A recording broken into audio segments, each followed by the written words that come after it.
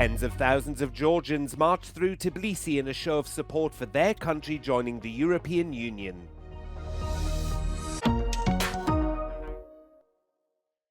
Moldovans are voting in a constitutional referendum that could change the long-term future of their country.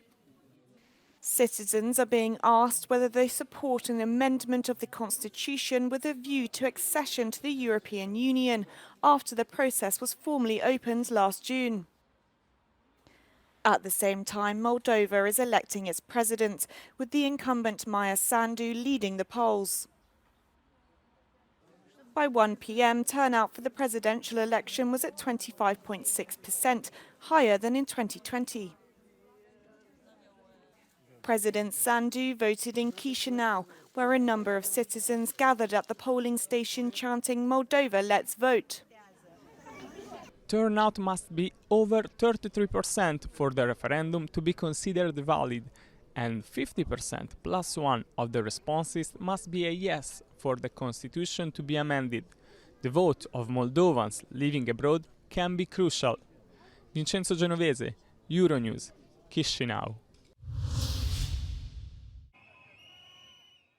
Tens of thousands of Georgians have marched through Tbilisi in a show of support for their country joining the European Union. The rally comes just a week ahead of parliamentary elections set to take place on the 26th of October.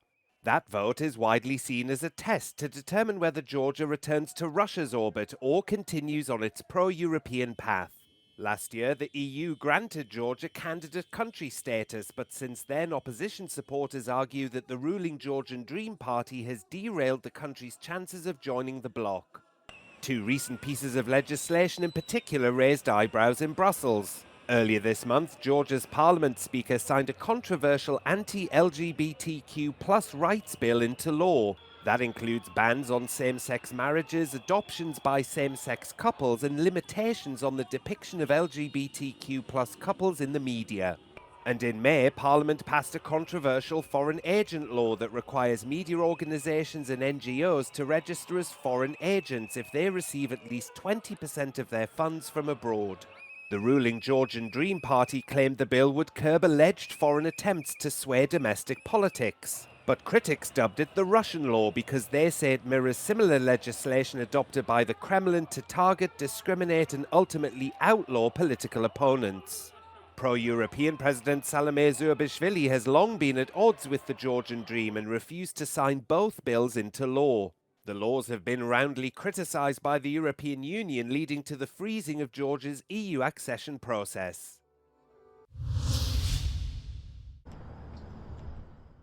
Israel's military has launched more strikes on Lebanon, it says, to target banks and financial institutions that support the militant group Hezbollah. The IDF issued evacuation warnings for 24 areas, including 14 in the capital Beirut, warning that strikes were likely throughout the night. אנחנו נתקוף מספר רב של מטרות בשעות הקרובות, ומטרות נוספות בהמשך הלילה. בימים הקרובים נחשוף כיצד איראן מממנת את פעילות הטרור של חיזבאללה באמצעות שימוש במוסדות אזרחיים, אגודות ועמותות כמחסה לפעילות טרור. אנחנו נתקוף אותם במהלך הלילה ונעדכן על תוצאות התקיפה בהמשך הימים הקרובים.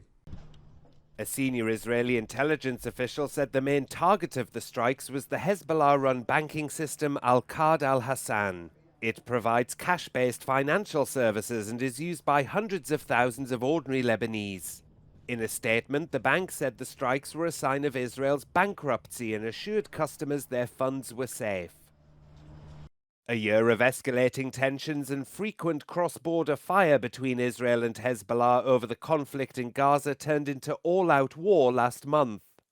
Israel launched what it called a targeted ground operation into Lebanon at the end of September, with as many as 15,000 troops said to be inside the country. The IDF said Hezbollah fired more than 170 rockets into Israel on Sunday, with 3 people slightly injured from a fire sparked by a strike on the northern city of Safed.